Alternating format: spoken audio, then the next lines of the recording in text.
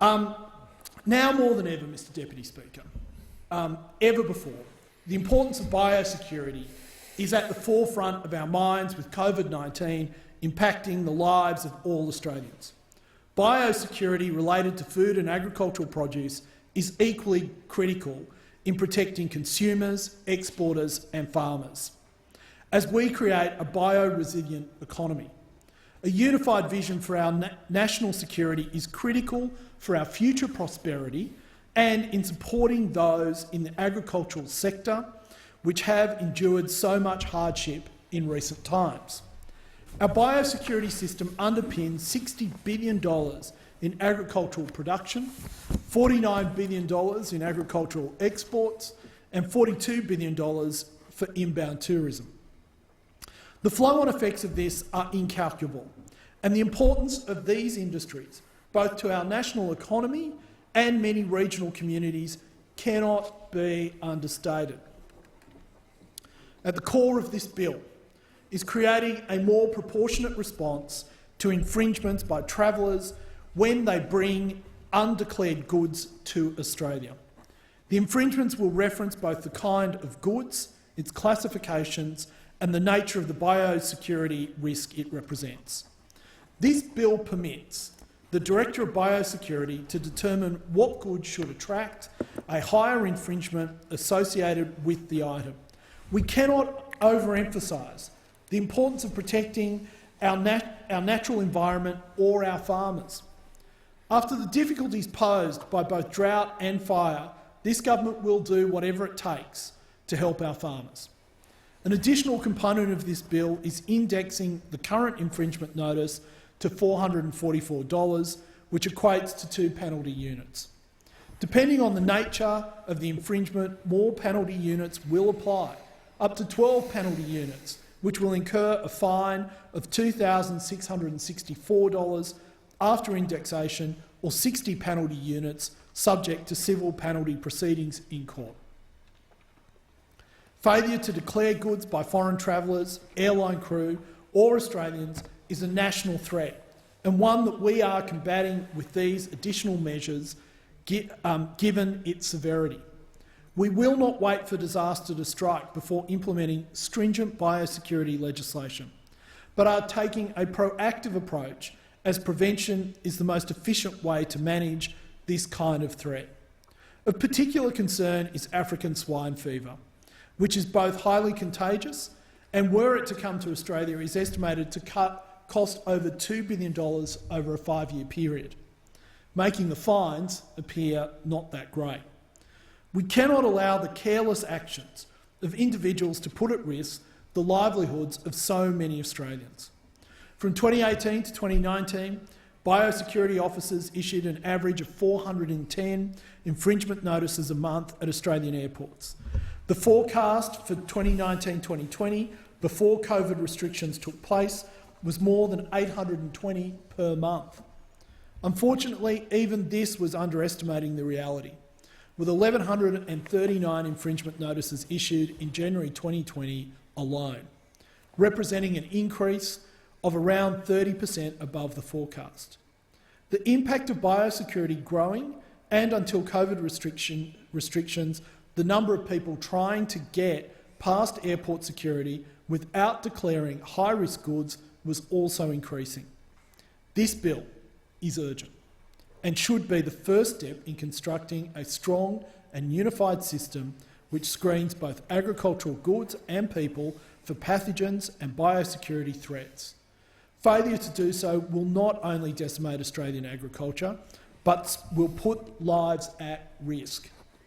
The responsibility for passengers and crew remains the same in declaring goods.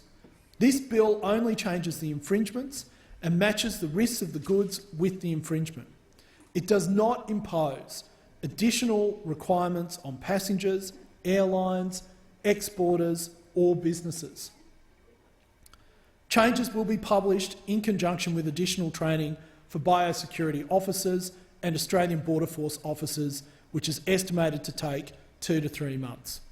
Redeployment of officers following COVID, when borders reopen, has been taken into account when creating a timeline for implementation along with ICT system updates. Having an infringement system without adequate enforcement measures will be ineffective, which is why we are investing heavily in upgrading our airport infrastructure to support this amendment. Deploying advanced detection 3D X-rays, which also use algorithm technology, is an encouraging example of the measures we are taking to safeguard our borders. Increasing our use of screening technology will remain central, particularly as we seek to detect meat, fruit and high-risk biomatter. We are continuing to utilise big data in allocating our biosecurity resources and identifying ways we can improve our processes by establishing a national biosecurity data and analytics platform.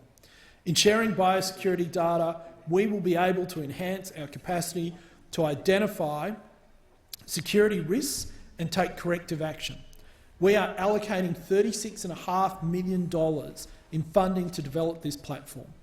COVID has shown us that we cannot rely on other countries or global institutions to safeguard our interests, but that responsibility for our national biosecurity is on us alone. That is why we cannot cut corners when it comes to funding our border security. Small agribusinesses rely on a stable and safe environment, and as a source of jobs, growth and future innovation, getting our biosecurity right is a must. This bill is about providing a proportionate compliance response for people, regardless of citizenship, who fail to declare goods with a biosecurity risk.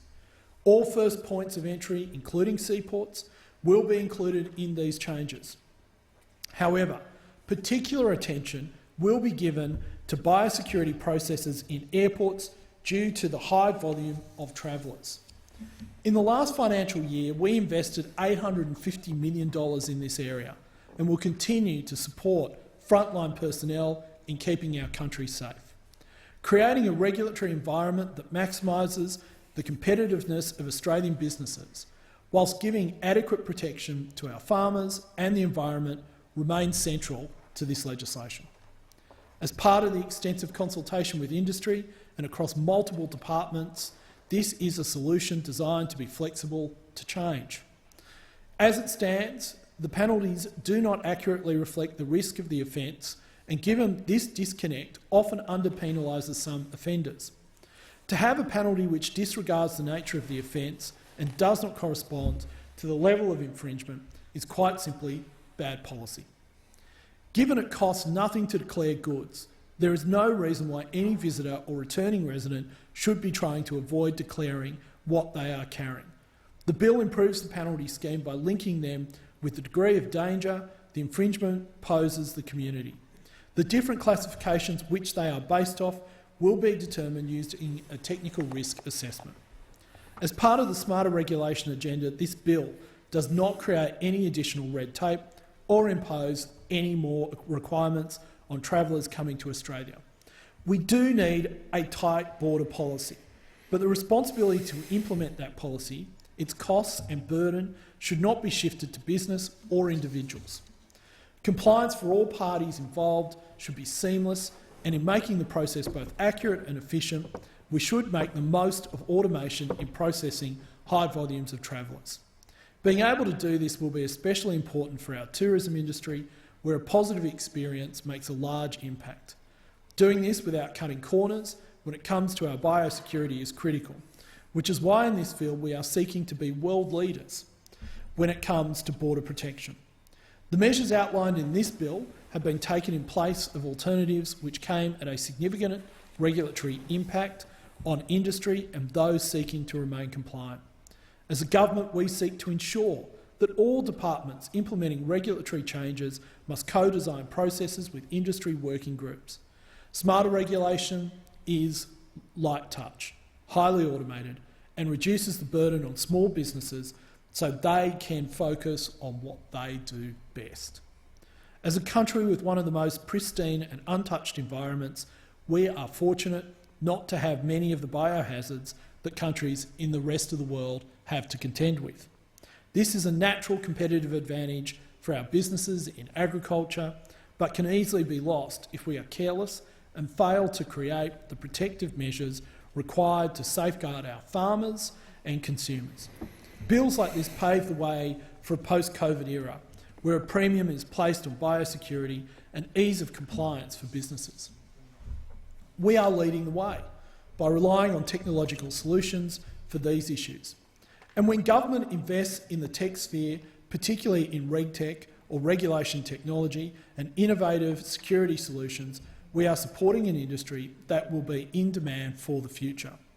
Australian technology firms are important creators of jobs, innovation and growth.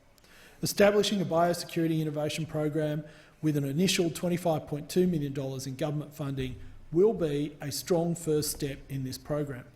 Whilst a lot of attention is rightly given to the cybersecurity space, there is abundant opportunity in biosecurity where demand will only be growing.